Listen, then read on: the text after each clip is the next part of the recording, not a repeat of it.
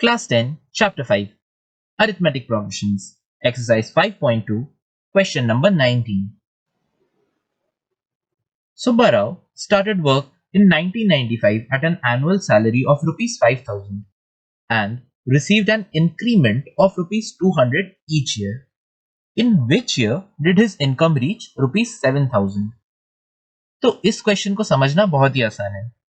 सुब्बाराव एक पर्सन है जिसने 1995 में काम करना शुरू किया। जब उसने स्टार्ट किया तो उसकी सैलरी 5,000 थी एंड हर साल इस salary kept increasing by Rs 200। अब एक ऐसा टाइम भी आएगा जब उसकी सैलरी Rs 7,000 होगी। तो हमें यही फाइंड करना है कि किस ईयर में उसकी सैलरी 7,000 होगी।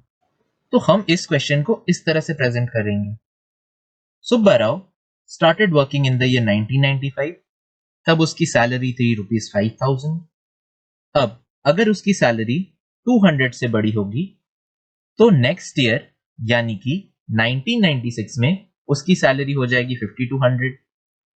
अब 1996 के बाद भी उसकी सैलरी 200 से बड़ी होगी तो 1997 में उसकी जो सैलरी होगी दैट विल बी 5400। इसी तरह से बढ़ के किसी दिन उसकी सैलरी 7000 हो जाएगी। तो अब हमें यही फाइंड करना है कि उसकी सैलरी 7000 किस ईयर में होगी।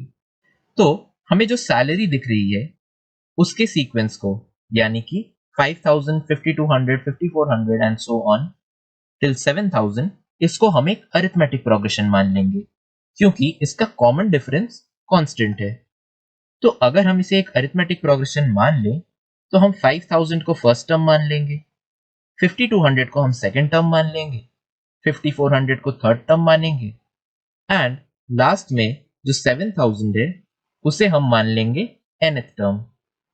क्योंकि हमारे पास first term, common difference and nth term है, हम ये फाइंड कर सकते हैं कि इस अरिथमेटिक प्रोग्रेशन में कितने टर्म्स होंगे using the formula an equal to a plus n minus 1 into d।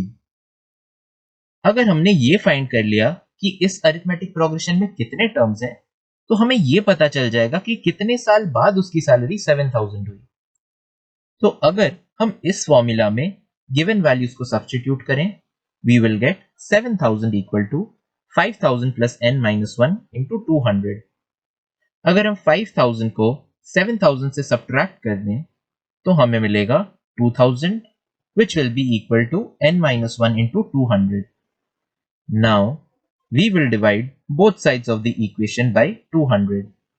तो लेफ्ट हैंड साइड में हमें आएगा 10 एंड राइट हैंड साइड में आ जाता है n minus 1 which means n minus 1 is equal to 10।